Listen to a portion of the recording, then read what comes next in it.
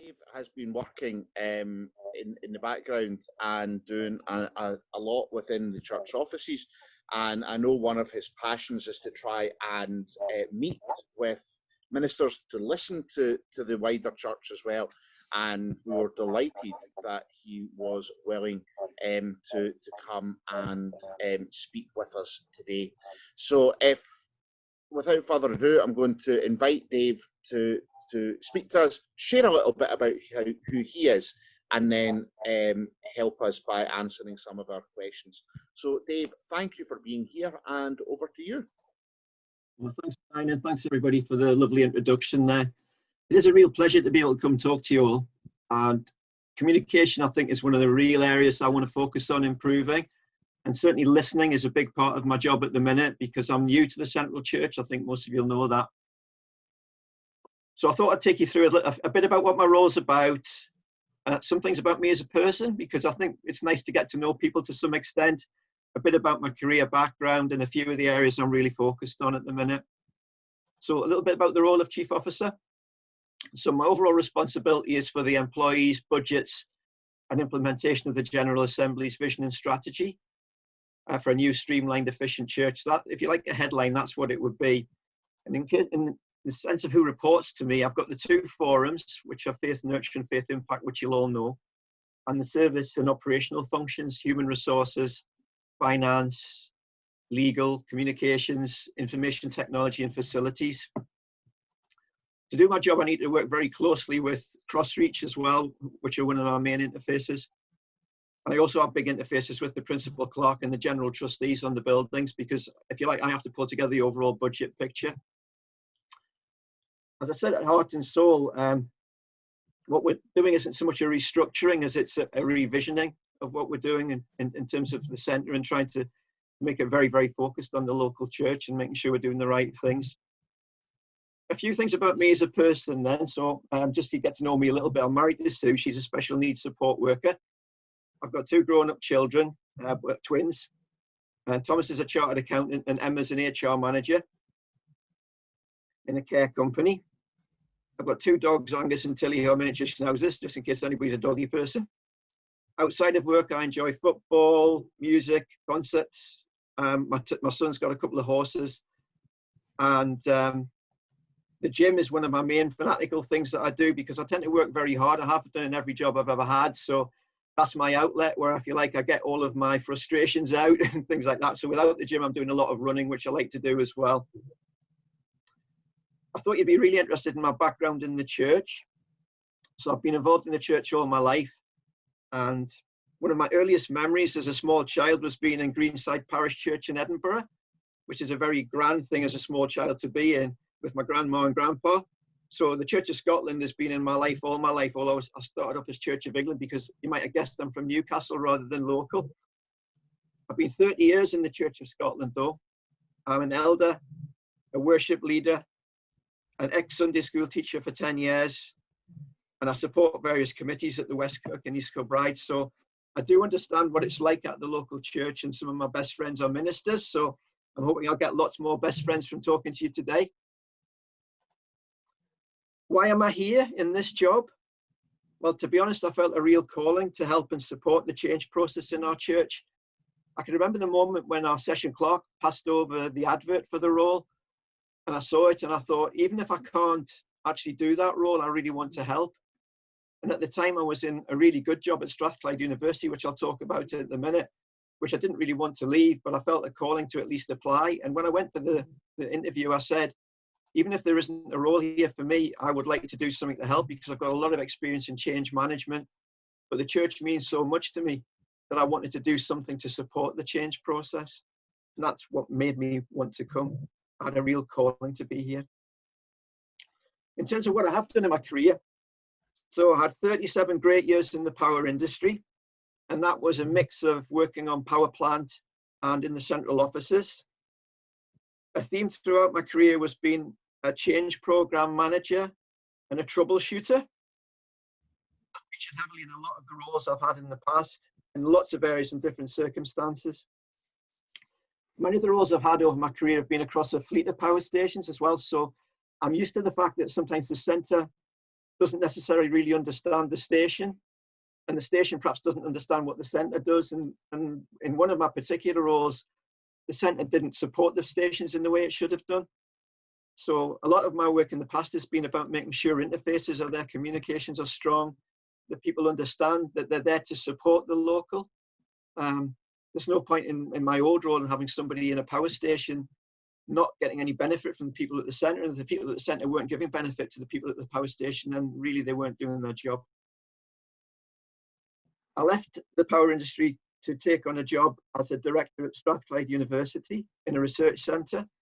My role there was about interfaces with industry partners and working closely with academics, building technology roadmaps, gathering lots of funds to do technology work and cutting edge research. But it was all about getting the research from the university and implementing it somewhere in industry. So again, lots and lots of work across lots of people to make those things happen, and a track record of raising money to support certain types of work. I'm the chairman of a small charity in East Kilbride. The reason I've got to go off at 11 is I'm chairing their board meeting at 11. That's a voluntary post, and that's about disadvantaged young children who would struggle to get employment and perhaps would have no qualifications. So the charity works hard at equipping them for the world of work and trying to help them on that journey. And I was asked if I would like to help with that, and eventually I became the chair of it, and it means a lot to me to be involved in it. In terms of some priorities, I was trying to think of things that would actually resonate with you guys. So the first priority for me really is to make sure we are focused on the local church and the things we're doing our benefit. And I know that on occasion there is a disconnect, which I want to really get away from. I'm passionate about having a communications format that allows us to talk to each other easily. Some of the things that have happened where I know you've been a little bit up in arms about them, because communications haven't been where they should be. I want to make sure we've got a forum for that we've also got, if you like, a system that allows communication very easily. I'm used to being able to communicate with everybody directly, and actually that's a real challenge in the church when I first arrived, so I'm going to do something about that. Because of my past and because of the role I have, I want us to be very efficient in the centre, to have robust plans, that we're prioritised on the right things, you have good accountability, that we streamline down to the sort of size that is best fit for work we're going to do in support of you, and also then thinking about what work shouldn't really be in the centre at all and would maybe migrate out to the local to do. Brian mentioned at the start that I really want to listen to what people have to say, so you may have lots of questions, but I'd also like you to give me comments and feedback, and how could I communicate more effectively with you. I know you have your forum, and I hear lots of stories that come out of that. I know I can't be part of it, so I'm not asking for that, but I'm going to be sure that I can get the feedback that you want to give me. I'd rather not get secondhand news. I'd really like it if people contact me. What's been brilliant over the last few weeks, I've had circa probably 50 direct comments from ministers, which I'm dealing with at the minute. And obviously I can't deal with 1,000 comments at the same time, and I've got a team to help me do that. But what I'm saying to you is I'm there if you need me. If you find there's anything that you can't get past, you can talk to me. I want us to provide a highly professional service to the church. If you look at some of the departments I talked about before, some of them are very business related. But I know the church is not a business. It's absolutely a church. I know that's not how we manage things. But there are parts of the church like Crossreach and others where it's really important that we are actually really, really well organised, and they are. It's important that I get the same level of organisation into the central church to support you guys. And actually, because I'm so much a believer in God, I really do believe that we have to be doing God's work. So my focus from the central work and all the departments is to be focused on making sure that's what comes from us. I could talk a lot about what I've got on my plate, because the action plans and things we're running with, like the Radical Action Plan and all those things, there's lots and lots there. But I'd rather listen to you and have you ask me questions. So I didn't want to talk for ages, but I'm happy just to talk to you about anything you want to talk about. Okay, thank you, Dave. And it's great to hear some of your background and some of your priorities as well. We've got a few questions that have come in. So it probably gives you no surprise that finance is kind of up there. And we've had a couple of questions, and I'm going to ask Robert Calvert, who I can see if he wants to unmute himself and ask a question. Hi, Robert. If you want to ask a question on the growth fund, I think it is. Yeah, well, really, I thought this was more of a question about flexibility and mission. Dave, can I just ask you straight out, in a situation where the church is going through massive change, why are we reducing or even getting rid of the growth fund when it's vital for research and development in local congregations? If you're focusing on local congregations, I would have thought that was something that you need to bolster rather than reduce. It's only because it wasn't really affordable in the concept in which it was actually originally developed. The way I'm looking at it, Robert, is that actually the money that would have been in the growth fund would be money that we would find from the actual budget rather than it being in some sort of pot at the side. That's why I mentioned earlier on about the importance of prioritization. And if you like, in the new presbytery structure that we're moving towards, I would like to think that we'd be able to invest in those things very locally through the funding that we get through the normal budget. I took to the trustees yesterday a bit of a vision of how I see the next 10 years in monetary terms. And it does see us, if you like, starting to migrate the responsibility for some of those funds away from the centre and actually to the local church, driven through presbytery. So I'd hate you to think that all the money is away. It's not like that. But what the old concept was, I would be able to separate out £5 million over and above the normal budget. And actually, that isn't something in the short term that I can do. You'll have heard stories about what the likely deficit is, and certainly the latest predictions would certainly put it around about 20% on normal income. And if that is the case, and we're working really hard to mitigate that, there isn't, if you like, a pot of additional money we can use for that. We've got some reserves that we could be deployed in this way, but actually we need to make sure those reserves are held at the minute to pay things like stipends and salaries, because actually what flexible money I've got in reserves is only about £50 million. The rest of it's all tied up in very specific areas, which we're working to actually make more flexible. So don't go away thinking that it's going to stop us doing the local things. We'll have to pay for them in a different way, though. That's what it really means. Okay. Thanks, Dave. Very short follow-up question. Are you a Newcastle United supporter? I am. I guessed that. Thank you. I'm a Newcastle United supporter, but in Scotland I support Motherwell and have done for a long time, so I know that I have lots of pennies for that. I'm really sorry about that, Dave. But yeah, there you go. Newcastle, dearie me. Motherwell, my word. Okay, maybe going on from that one, I wonder if is Emma McDonald with us?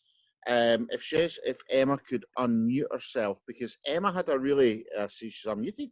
Emma had a really good question on kind of finance, deficit, buildings, that type of thing. Emma, would you be able to ask that kind of question just now?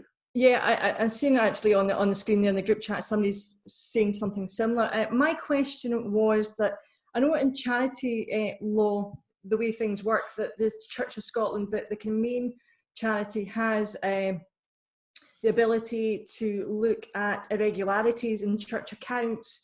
But I wondered if, given the circumstances and given the reduction in income that congregations have and the vast deficits that we're going to have possibly at the end of the year, if there is a mechanism within the church for individual congregations, if they bypass a certain point of deficit, for somebody to step in and say, hold on for just a wee second here.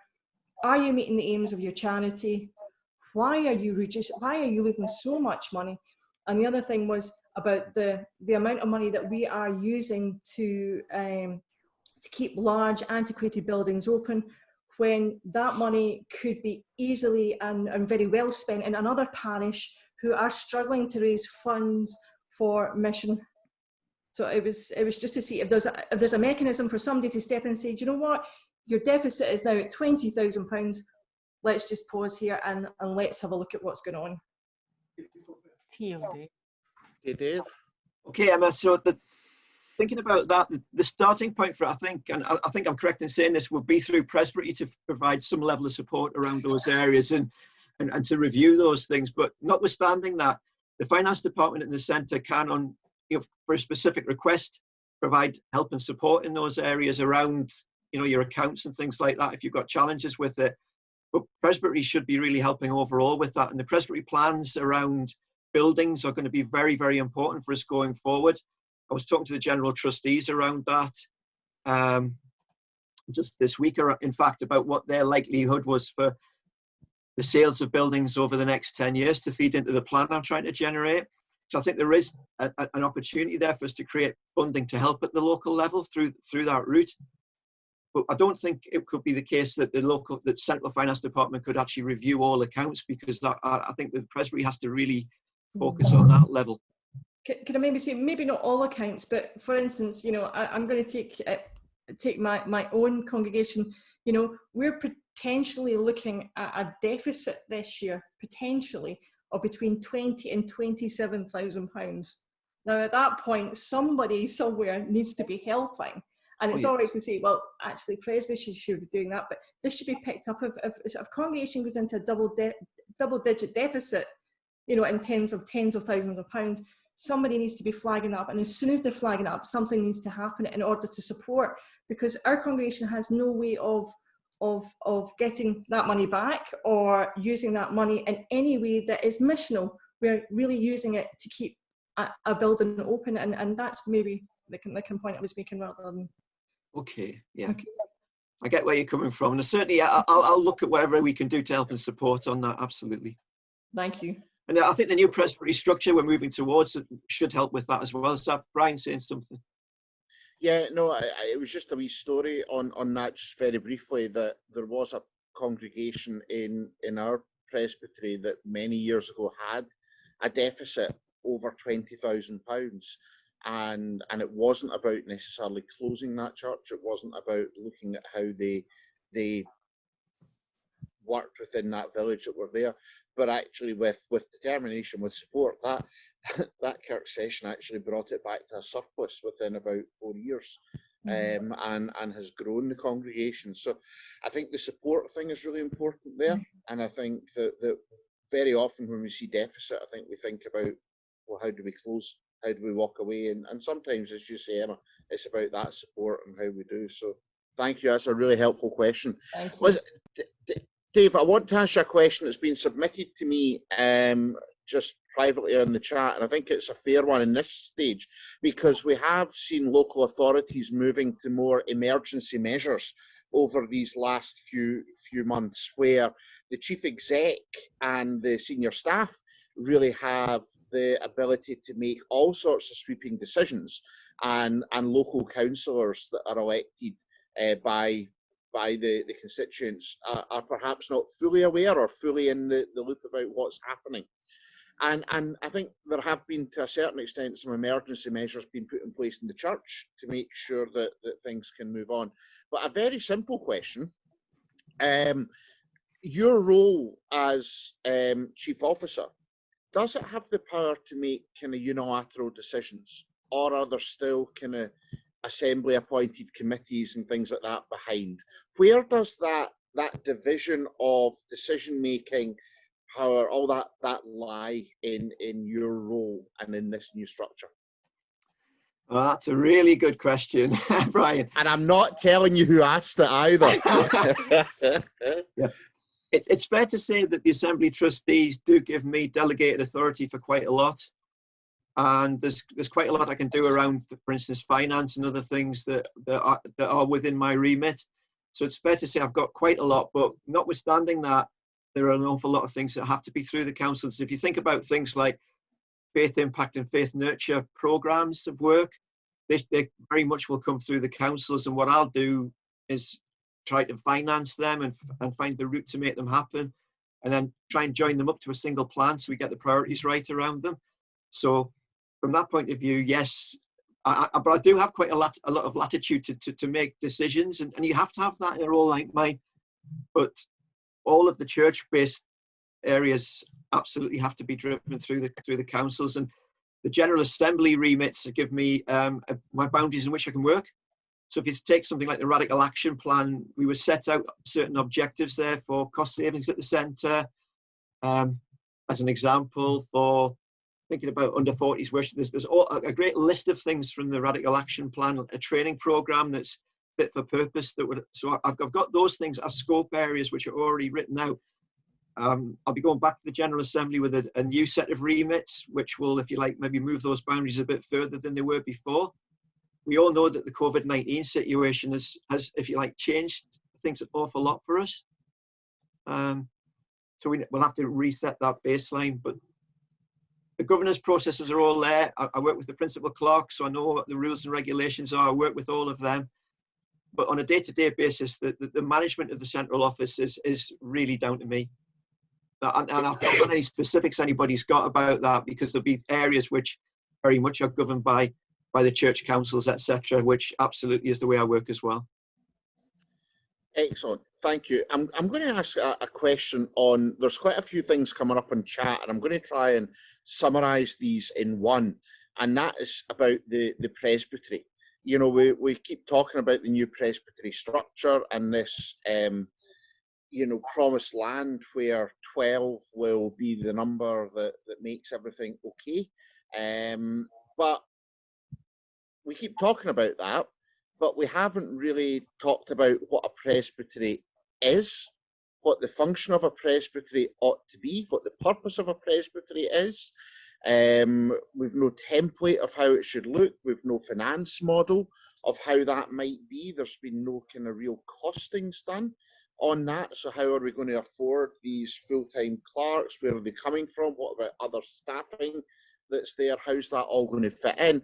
And then going back to Peter Sutton has suggested that presbyteries, in the same as the church centrally is employed you as chief officer, maybe presbyteries need such a person to work alongside clerks to take business decisions rather than ecclesiastical situations. But we don't have that roadmap for presbyteries. We keep talking about presbytery reform without understanding what it is we're reforming or what we want to reform it to.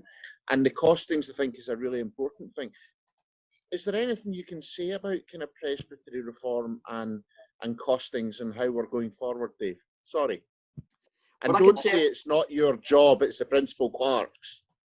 I'm not going to say that, but what I would say is that in terms of defining the way the presbyteries would be, it's a really good example of where the division of responsibility sits. So the principal clerk, alongside the various committees that are working on it, I think we've Gordon's on the call as well, I think, isn't he, in terms of one of the committees that's really driving this forward.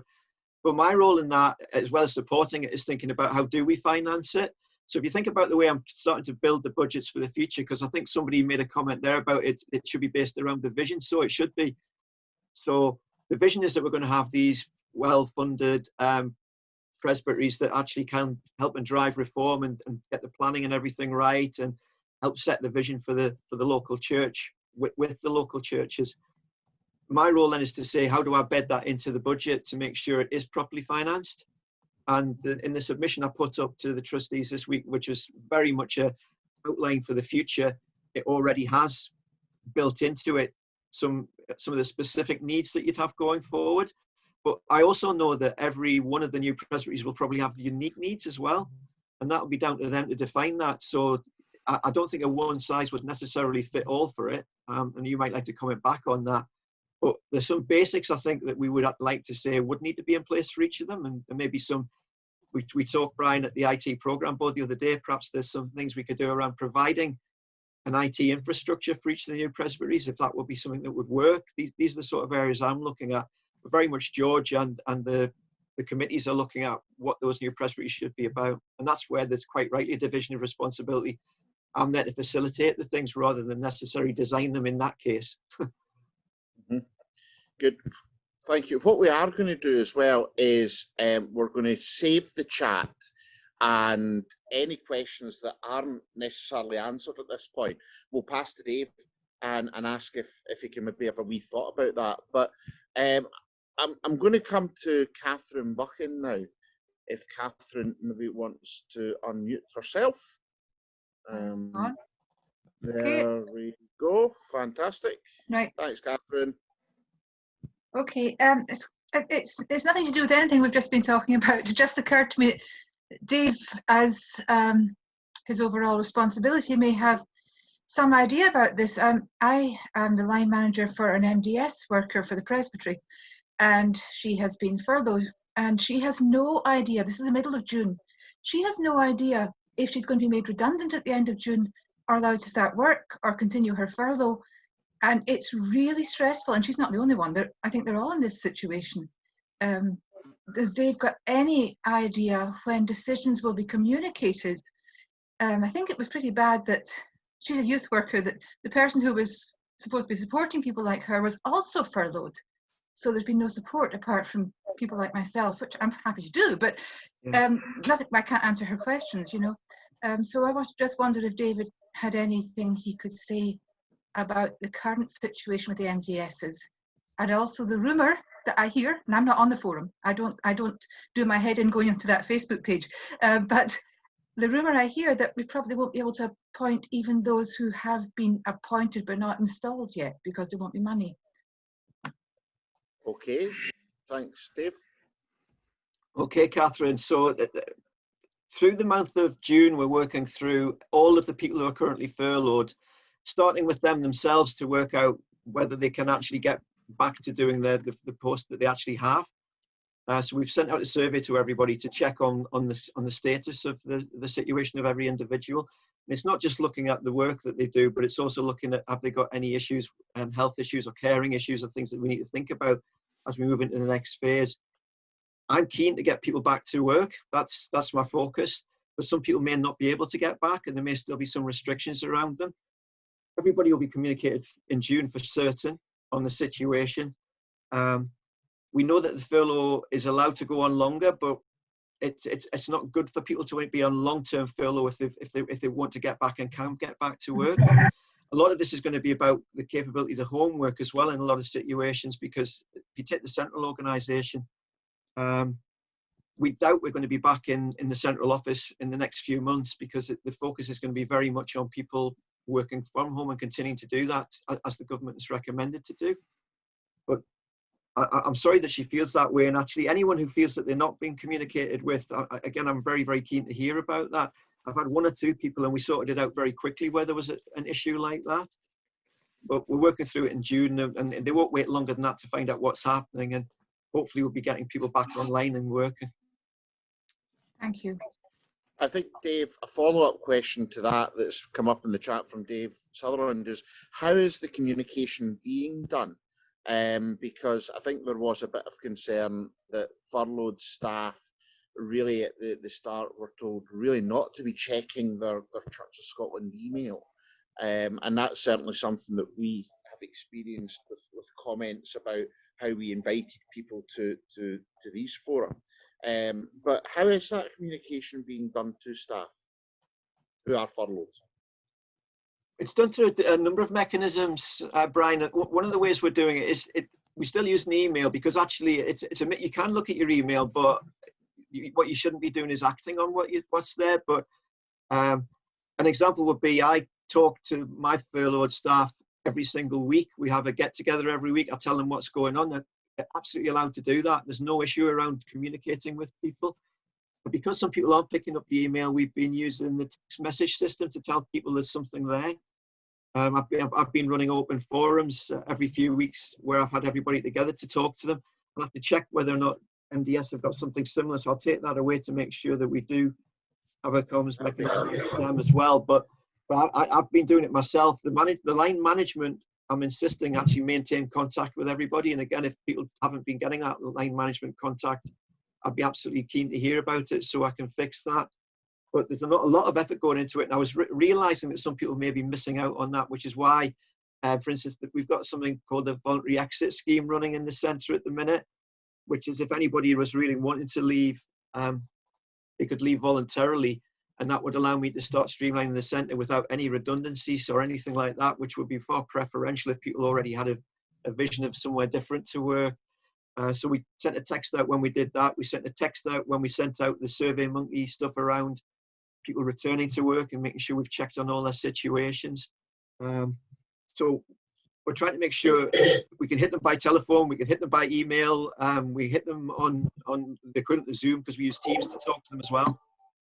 I think there is a bit of an issue growing on the chat about line managers of MDS, who a lot of them happen to be parish ministers, who are saying that they are not really, they don't know if communication is being sent out because they're not getting communication as line managers. Line managers aren't hearing anything about a discussion about the end of furlough. Perhaps priorities are changed within the parish and line managers ought to be communicated. Some MDS line managers are elders acting as interim moderators, so wouldn't necessarily be in the loop in terms of ministers. So I think there's I think there are real issues about how the church is communicating with line managers or not. So it's perhaps just a comment to take back that it's being made quite strongly that needs to be sorted. Right, can I speak about that then? I certainly will take it back, and this is exactly why one of my main reasons for wanting to come to you was to actually learn from your situation that you currently have, but also to see where I can improve what's happening. And sometimes I don't hear about things, and the more you can do to help me hear about them and I can get them fixed and actually learn for the future. I'm running very much with a no blame culture in the centre, because there's been a history of people telling me anyway where they felt that wasn't the situation, and I really do feel that if we're going to get people to be willing to step out and really, really help and get things done differently, we need to have a situation where we learn all the time. Learning was a huge thing in the industry I've worked on before. I think just finishing the MDS thing, there's a positive story from Susan who says that she has felt as a working MDS that she's been kind of communicated with from Craig Renton, but also Muriel raises a valid point, and I'm going to come to Muriel about our other question just now. But Muriel says that all you need to do as an MDS line manager is really ask if your MDS can actually come back to work as well. So there is a little bit of a process there, but perhaps not communicated well. Muriel, I'm sorry, Dave, on you go. I was just going to say, I was talking about this with the staff just this weekend with the management team. I see furlough as being a very dynamic situation where if somebody's workload is reappearing or anything like that, then reinstating them's not an issue at all. We have to make sure we're doing the right thing, and some people are actually already coming back. Even in June, we're bringing people back where the workload's picking up again. But to be truthful, a lot of the areas where people went away, their work had fallen away, and it wasn't a case of just looking for money. It was the case of people didn't have much to do because it was a situation that they found themselves in. But as work's picking up, and in some cases work fell away, one of the areas I thought would be used an awful lot actually didn't transpire. So they went into furlough quite late, but now their work's picking up again. So it should be seen as dynamic. And absolutely, if the line management are saying the work's back and we really need these people, they should say. Folks, you heard it here first. Okay, Muriel, I'm going to come to you now because you had a really good question on mission. Which question was that, Brian? Well, the one about making sure that mission and things like that and climate change and things. Oh, right, okay. What we do. Yes, I mean, I have a great deal of sympathy with the situation that Dave found himself in when the pandemic started and it appeared that there was a large financial hole. But I'm concerned that what we're doing is driven by finance and that there are other priorities, including the much larger priorities around climate crisis and looking forward, the employment crisis here and the global unemployment that there's going to be. I mean, we at the moment in the church seem to be focused very much on our internal structures rather than having a kind of interface with the wider world and even a set of kind of guidelines and principles to help us make our own decisions locally. I'm thinking as an interim moderator where the congregation work like stink to raise money, but it all goes up the chimney and they are in deficit for their M&Ms and have been for years. Now that situation is not sustainable and it needs, but they need to know, do we have a mission in our parish? And I think they probably do, but their energy is all locked into other things. And can there be a push from the need to respond to climate crisis, to getting things that are the right buildings in the right places? And I just worry about the capacity to make these subtle but dynamic changes. It becomes easier just to do the number crunching, the small stuff. That's some question. Absolutely. It is a very, very good one as well. But if we go back to, I think the first question was around, are we too focused on the money? I certainly didn't expect to find myself, as Brian said at the start, just a couple of months into my role, shutting down offices and with this large gap in the overall finances. But notwithstanding that, I promise you that what I'm looking at really is the longer term vision stuff that we need to be looking at. This is the very time when we should be doing it. And that's why I'm so keen that the two forums at the centre actually do come out with those dynamic remits you're talking about, and we actually know what the focuses need to be.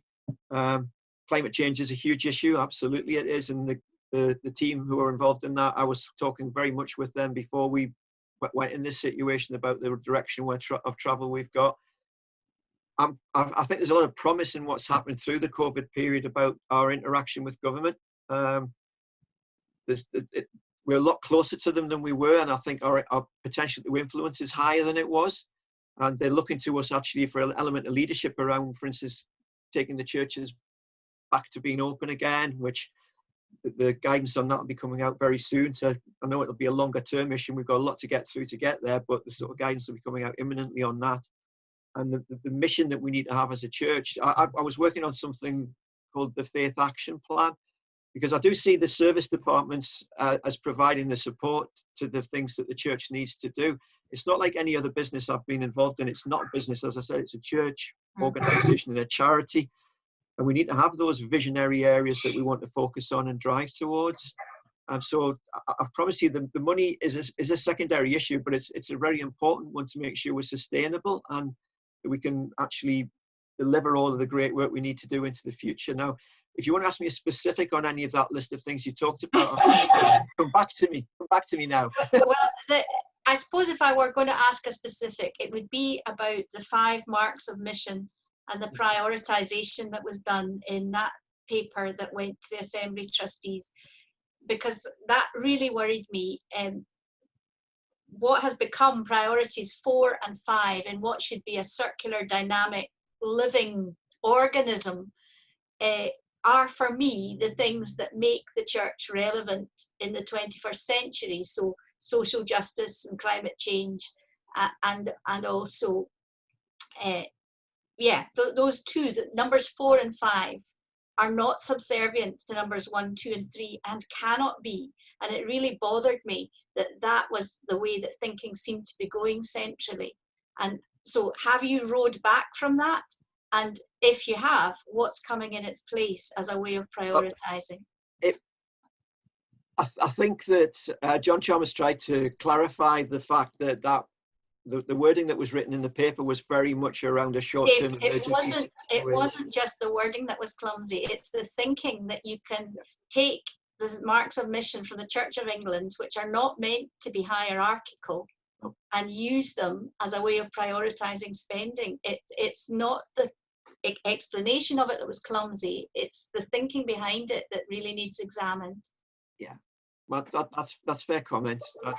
And they're a facet of how we're trying to look at things. I've also got, as I say, I'm trying to build this faith action plan, which highlights the key areas that we would work on, and it's based around the things that really matter to our church. Plus, and the 5 marks of mission are embedded in that as well. But in fact, I'd love to share that with you all, because I don't know how many of you've actually seen the progress we're making in building that picture and get some feedback from you on it.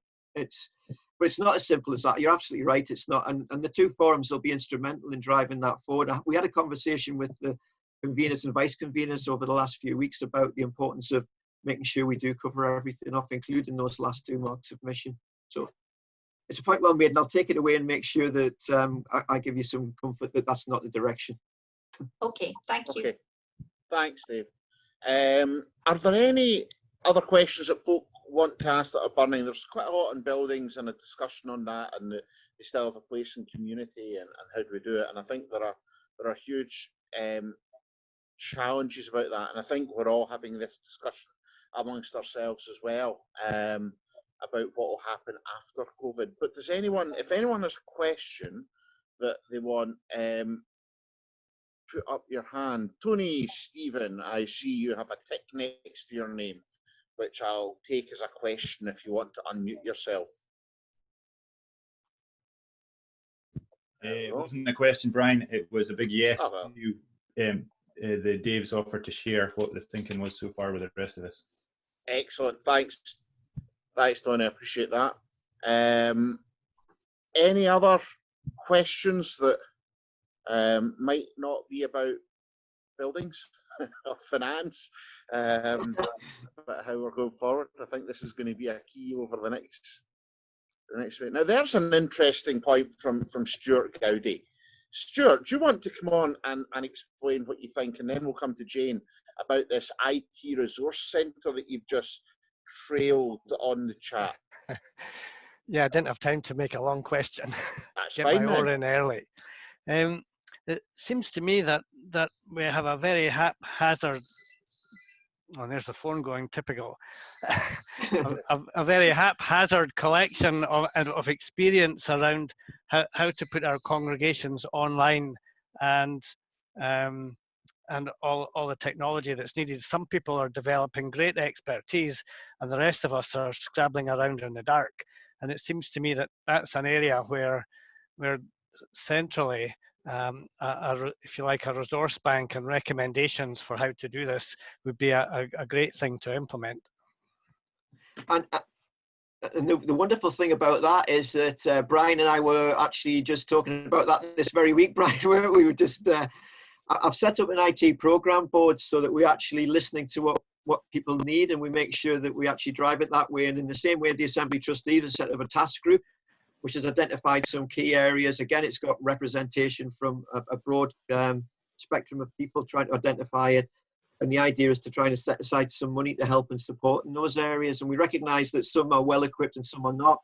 So there'll be different ways in which we could do this. And so that model will come through. Absolutely, it will. And it is going to be a big part of our future, isn't it? Because we've learned so much about the ability to go online and how well that can go down with not just our existing population, but also new people who perhaps haven't engaged with us for a long time or maybe never have. So I absolutely agree with you on that. And notwithstanding that, though, we still have our current population we really must look after, which is why we're very focused on getting the church back online as well, as in the actual churches at the same time. Yeah, we've learned a lot from the COVID-19 situation. And Dave, Colin Bruff just said bulk purchase of things like web hosting, dial-a sermon, which, as you know, Greyfriars is offering, and we already have 40 churches going. We do know that. Zoom subscriptions, the different software. Hanneke talking about the need for tech advice regarding live streaming urgently as sessions and boards are making purchasing decisions now. John Murning talking about training and things like that as well. And I think that's really important. I do know that the moderator is looking at doing something on worship, perhaps later on this month, which we may encourage him to start looking at the kind of live streaming and how we maybe do that. And if that's something that the forum felt was a useful thing, then we could set up another Zoominar about that maybe towards the start of July, about how to do technology, live streaming, all of that. I shudder at the word copyright, as do the rest of the moderating team in the forum. But yeah, so if that's something that you think would be positive, then let us know and we can do that. I'm going to ask Jane. Just on that, before you move on, the plan is, I think the moderator and some of the guys in the centre are trying to organise a webinar on online worship and around that as well. So there's something else that complements. Yeah, they are, and that should be that should be helpful. I'm going to ask Jane Howitt to come in. I know Jane's got a question. Yeah, thanks very much, Brian and Dave. it's a question in a totally different direction, but just bearing in mind the research that's been being done and the evidence that so many more people than usual are keying into faith at the moment through online services, etc., etc. More people than ever are turning to prayer. It seems to me that the church has a unique opportunity at the moment to be a prophetic voice into society. We can speak around issues that we're dealing with people, the pain, the hurt, the fear, the anxiety. We have a message that speaks of hope and of a future. And prophets were always given the task of presenting the alternative reality that's possible through God's work and his action. It seems to me that as a church, we're lacking this prophetic voice into society. It's coming on a local level, but is there anything, Dave, you can encourage us on to say that this is happening from a national level? Oh my goodness, you are asking me some really good questions on these areas. I think it is happening, and there are a few specific areas that have come up in the last few weeks where I think we do need to have that voice and making sure we do it in the right way. The external communication from the church, but also the internal communication around those areas. They're areas that I want to strengthen up on. But yeah, the prophetic voice is important in what we stand for and what we believe in. At a time when actually I think that the nation's crying out for that. So yeah, I definitely will take that away as a key message, that you perhaps sometimes these things aren't coming across to people and they're not that visible what the thinking is. Some of the information I talked about early on will probably help with that as well, about the direction of travel that we're going in. Well, a lot of these things won't be driven from me personally, because that will sit elsewhere in the forums and other areas, and with George White as principal clerk. But I agree with you, absolutely critical. And moving on, or just following on from that prophetic point, and the fact that we are called to be prophetic within our communities and within the nation. Somebody's just said it's great that the focus is on the local. But what happens when the local is broken, Dave? What happens when the local is no longer able to be that prophetic voice, or to be missional, or provide relevant worship for a community? What do we do there? Because there are real challenges with buildings and ties and community and all sorts. What do you think we need to do when the local is on its knees, when it is broken in certain places?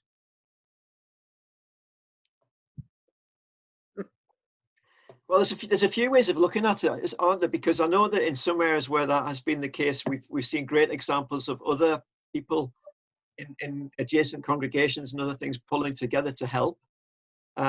If there's anything that can be done from the centre to, if you like, provide support to the local, I'm absolutely there for that as well. If there's something that can be done, there's also the opportunity, I think, on things like some of the national worship events that we've held recently, which have gone really well. Heart and Soul is an example that you and Brian, I know you're working on for the future, and I've got something to tell you about from what happened yesterday on that as well. And the Pentecost service and those sort of plans. So we can do something centrally to help with that.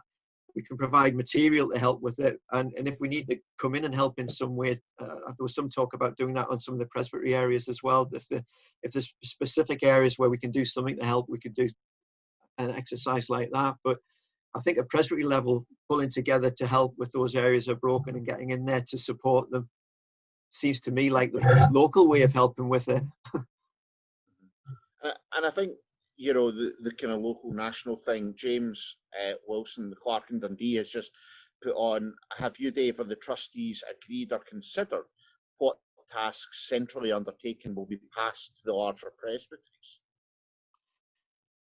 Certainly that's in my mind, and in my planning I've got some idea of what that might look like. But I think the presbyteries, if you like, developing first and then talking to them. for me, getting down to a smaller number and then sitting with that number and trying to work out how to do that would be the right thing to do. But yeah, I've got an idea around it. And I've also got an idea of where it might not be the right thing to do. Because I think replicating certain things that we have in the centre 12 times wouldn't be sensible either, to be honest. I mean, there's certain things that we do, you wouldn't think that was a good idea to have a central finance department. I think you still need to have that, in a central legal department. Those sort of areas, for me, feel like you want to do certain things locally, but you don't want to replicate the capability to do all the legal work at every single presbytery. But there's certain things that are done in more the worship areas and stuff like that, which I could certainly see being moved away from the centre. And some sort of local support in areas where we currently do it. And actually, that's how the budget will migrate with time, I think, and change over time. Yeah, absolutely. I think we're running out of time because I know you've got another meeting at 11, Dave, that we want to finish on time for. But I want to finish with one question at the moment. And there's lots of other questions coming in about worshipping outside, tent worship, keeping it on Zoom. And we know there is going to be a big shift over the next few days, even when the Church of Scotland guidance comes out. And I would say watch out for that, because there are going to be some points there. But obviously, Dave, we appreciate you giving your time. We appreciate how much you've had to cope with over the first 6 months of your role.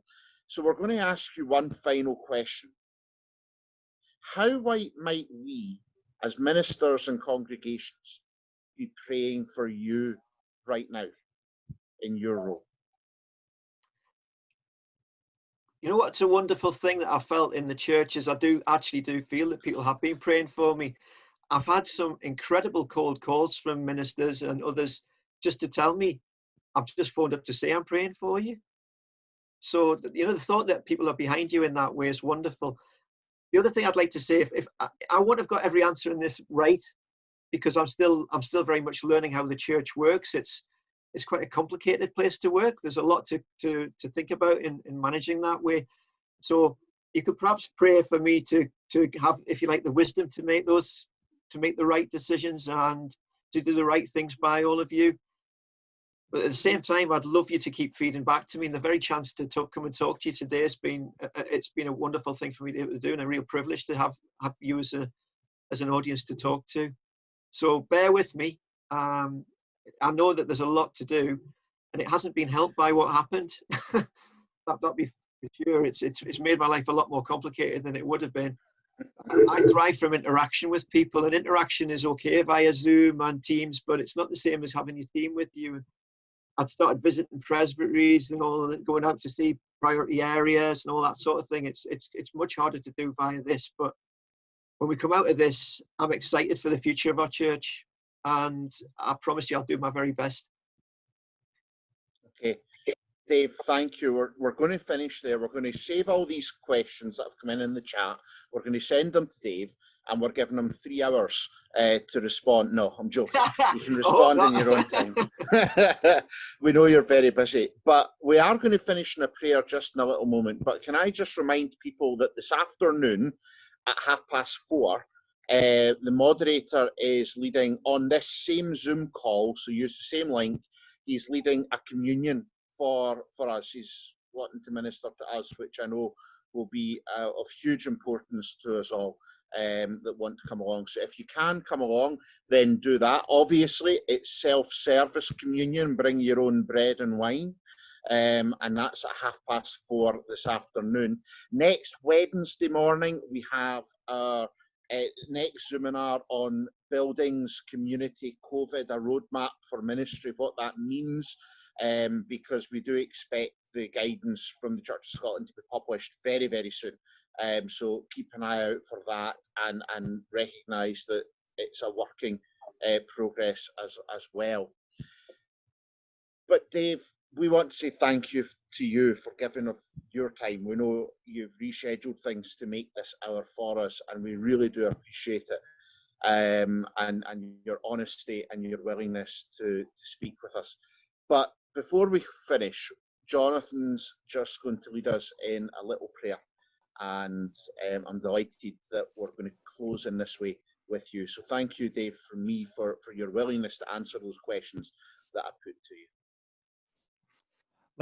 Let's bow our heads in prayer for a moment. Let's come together. Gracious and loving God, we thank you for this last hour where we've been able to listen to Dave and also to listen to the heartfelt questions and concerns being expressed by those who have joined us in our discussions today. Lord, I ask your blessing upon Dave as he seeks to lead and to guide people through this very anxious and turbulent time in the life of the church.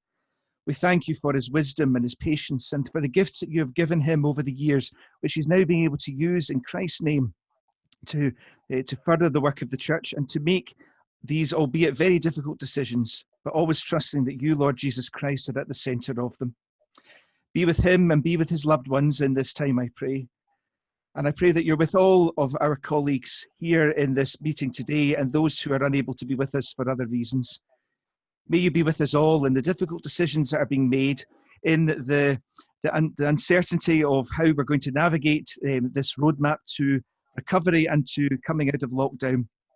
We ask that you're with people who are mourning loss at this time, whether it be through COVID or other situations, as well as those who are really struggling with shielding and other issues. May you watch over each and every one of us and bless us. And until the time that we meet again, may you hold each and every one of us in the hollow of your hand. May the blessing and the grace of our Lord Jesus Christ, the love of God and the communion of the Holy Spirit be with each and every one of us now and always. And all God's people said, Amen. Amen. Thank you, everyone. Dave, thanks very much. Really appreciate it. We know you have to really nip off now and go to another meeting, but thank you. And please remember that Jonathan will get this video sorted out and get it up to us so that we can relive those moments and hold Dave to account for all those answers. Jonathan, could you get me the video as well? Could you get I'll think about it. Absolutely, Dave. Folks, thank you very much, and we'll hopefully see you all this afternoon if you're able to join the moderator for worship. Okay, take care. God bless everyone. Bye, everyone. Bye-bye.